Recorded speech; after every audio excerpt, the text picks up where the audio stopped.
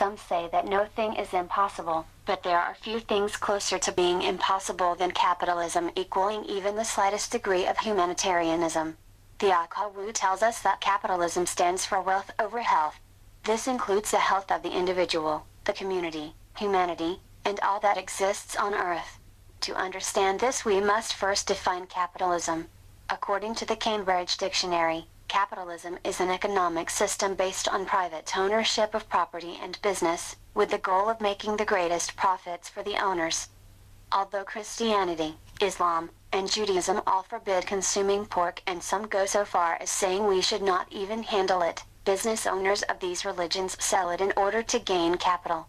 The acquisition of capital is the highest objective for the masses of religious people, especially those that submit to the authority of white supremacy, even when it contradicts the highest objective of their religious doctrine.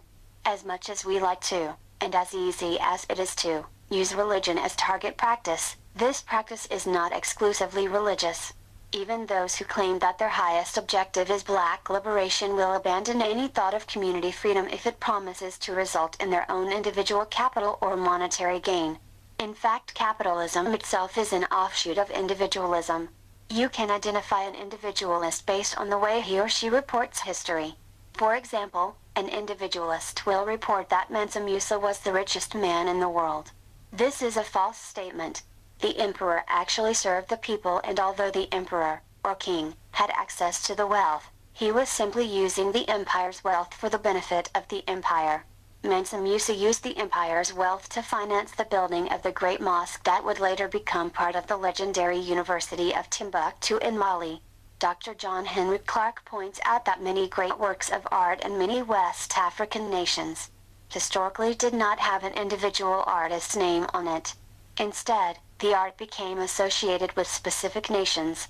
For example, the artifacts of Benin are called, simply, Benin art. Most of us seek individual accolades and would have great difficulty understanding this practice today. No so-called pharaohs built a pyramid. The people built the pyramids. And no king or queen defeated any army. Individuals don't defeat militaries. Militaries defeat militaries. Every system has its pros and cons, but no system can function without the people's authorization. In capitalism, the people authorize individuals to own property and business even when individual ownership harms the community. This is because the people also aspire to individual ownership.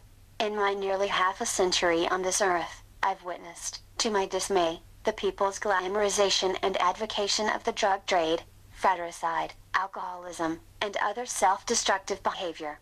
All of which in one way or another is profitable to capitalists, and detrimental in one way or another to the community. Capitalism is built on free labor or cheap labor. The most successful capitalist societies are the societies that were able to make other people work for free the longest. It allows people to spend the money they've attained on whatever they desire or need. But the capitalist learns to create desires where there was no desire and needs where there was no need. The masses that have been trained not to think analytically and critically often regurgitate the saying, there is no supply without a demand. They don't realize that the capitalist creates the demand that leads to the need to produce the supply. There is a parable of a European shoemaker that discovered some people in Africa that had no shoes. The shoemaker thought that he stumbled upon an excellent business opportunity, so he attempted to sell the shoes. Well, no one would buy the shoes. He asked a fellow European what he could do to get them to buy the shoes. The man gave him a box and told him to empty the contents of the box on the ground. After following these instructions, the people began buying the shoes. The contents of the box were nails. Prior to putting the nails on the ground, there was no need for the shoes, but when the capitalist created the need, people started buying the shoes and the shoemaker made a profit. So capitalism can be viewed as a system that sells the illusion that it is needed to provide people with what they desire and need. It is the foundation of white supremacy in the world and the definitive reason for the current destruction of nature.